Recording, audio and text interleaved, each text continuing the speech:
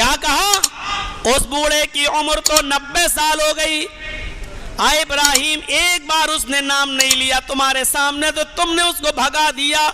تمہارا رب کہتا ہے اس نے تو 90 سال میں کبھی میرا نام ہی نہیں لیا، اللہ کا نام ہی نہیں لیا، اس کے باوجود تمہارا رب اس کو کھلاتا رہا، اس کو پلاتا رہا، اس کو سلاتا رہا، اس کی سانسیں چلتی رہی، اس کو زندگی دیتا رہا، زندگی جینے کے لیے ساری نعمتوں سے اس کو نوازتا رہا۔ آج دسترخوان پہ نام نہیں لیا تو تم نے اس کو بھگا دیا۔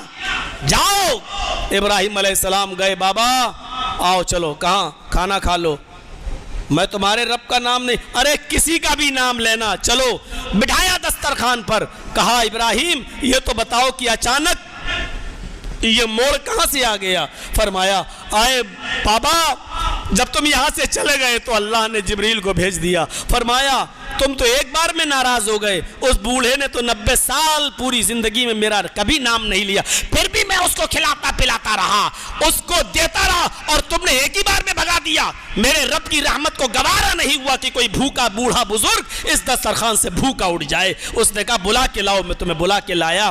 کہا ابراہیم پہلے اس رب سے میرا بھی رشتہ جوڑ دو جو اتنا مہربان ہے کہ جس نے میرا آپ کے دسترخوان سے بھوکا اٹھنا بھی گوارا نہیں کیا اور آپ کے پاس جبرائیل کو بھیج کر مجھے بلوا لیا، جو اتنا مہربان ہے اور غفور الرحیم ہے، اس سے ہمارا بھی رشتہ جوڑ دو۔ میرے بھائیوں، 90 سال کا بزرگ جس نے کبھی اللہ کا نام نہیں لیا، ابراہیم علیہ السلام نے اس کو سمجھایا اور رب کی رحمت کو دکھایا تو فوراً اس کا رشتہ رب سے جڑ گیا۔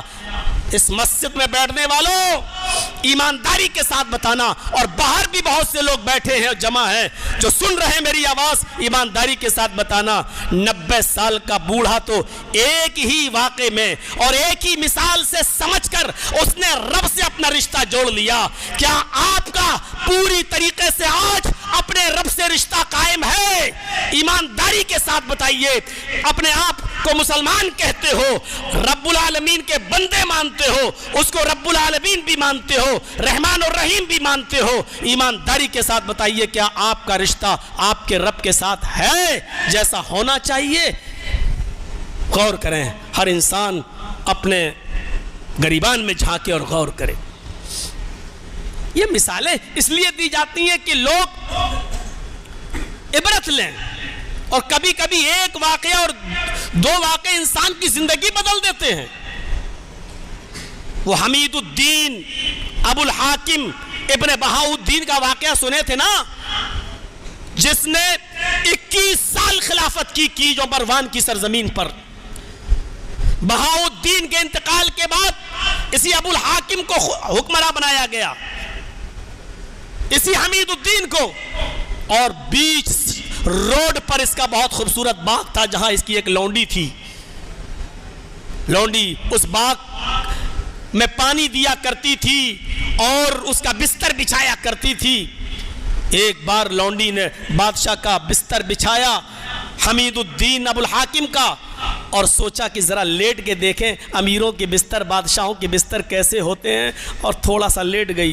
جیسی لیٹی اس کو نیند آ گئی، اتنے میں بادشاہ آ گیا۔ حمید الدین ابو الحاکم گھر میں گھس گیا باغ میں، اس نے دیکھا میرے بستر پر میری معمولی لونڈی لیٹی ہوئی ہے، اس نے کوڑا نکالا اور ایک کوڑا اس کو مارا، وہ بھڑبڑا کے اٹھ گئی، کھڑی ہو گئی، اپنے آپ کو سمیٹا، کہا بے غیرت، شرم نہیں آتی، میرے بستر پر تو لیٹ گئی، تیری مجال کیسے ہوئی، تیری ہمت کیسے ہوئی؟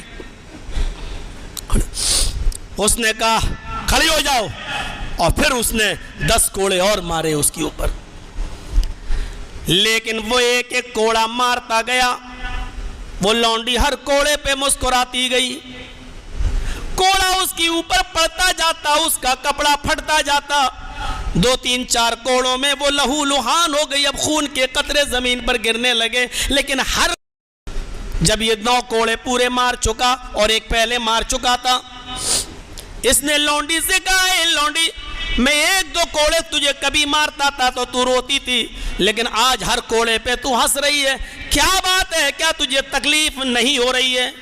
اس نے کہا کیوں نہیں ہو رہی ہے؟ میرے جسم سے کپڑا پھٹ گیا، میری چمڑی پھٹ گئی، خون کے قطرے زمین پر گر رہے ہیں، مجھے تکلیف کیوں نہیں ہوگی؟ کہا پھر تو ہنس کیوں رہی ہے؟ کہا مجھے ہنسی آ رہی ہے کچھ سوچ کر۔ کہا کیا سوچ کر تو ہنس رہی ہے؟ اس لونڈی نے جو جواب دیا، آئے لوہتا کے امیروں سنو، آئے بنارس کے ساہوکاروں سنو، آئے موٹی موٹی رقمیں کمانے والوں اور اللہ کی یاد سے غافل رہنے والوں سنو۔ اس لونڈی نے جو جواب دیا وہ جواب یہ تھا، آئے ابو الحاکم، آئے حمید الدین، آئے میرے آقا، آج میں یہ سوچ رہی ہوں کہ تیرے اس آرام دہ بستر پر آج میں چند لمحوں کے لیے لیٹ گئی اور میں سو گئی، تو اس آرام دہ بستر پر سونے کی سزا تیری عدالت میں یہ ہے کہ مجھے کوڑے مارے جا رہے ہیں۔ جب میں چند لمحوں کے لیے تیرے آرام دہ بستر پر لیٹی تو تیری عدالت میں میری سزا یہ ہے کہ تو مجھے کوڑوں سے نواز رہا ہے۔